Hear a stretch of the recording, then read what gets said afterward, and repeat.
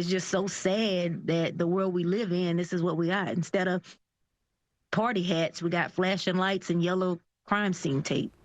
That there was the cousin of Reggie Hunter, one of the 15 people who were killed in the brutal attack. What was expected to be a night of celebration and new beginnings in New Orleans turned into collective heartache. The city is somber tonight following the deadly attack. KPRC2's team coverage continues now in New Orleans. That is where we find our Gage Goulding. Gage, tell us what you're seeing out there.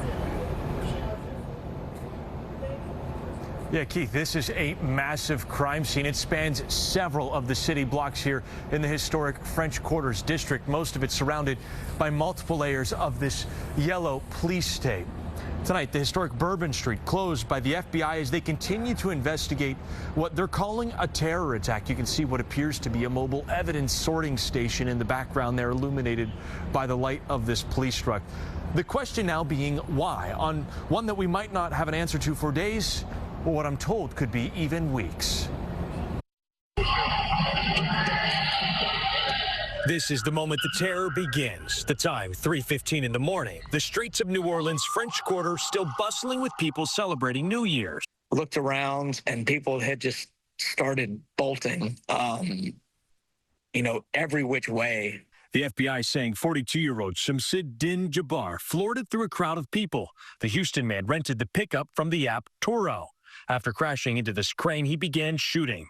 New Orleans police firing back, killing Jabbar, but not before he killed 15 people and injured more than 30 others. I know I can speak for all Americans when I say our hearts are with the people of New Orleans after the despicable attack that occurred.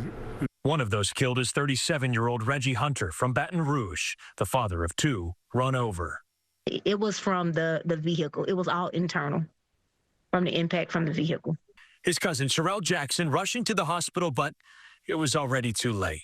They tried all their measurements, everything that they had to save him. To lose a loved one is already devastating, but on top, behind these actions, this situation is just, it's like I said, that punch to the gut.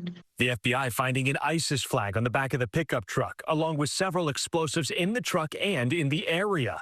Investigators believing the Houston man didn't act alone. And for those who may have played a role in this horrific act of cowardice, we will find you. Tonight, Bourbon Street remains closed. The FBI still combing for evidence, looking for any clues as to what motivated the biggest terroristic attack on U.S. soil in years. This is like a puzzle. Think, when you talk about the crime scene, three blocks, it's going to take several days in order to accomplish that.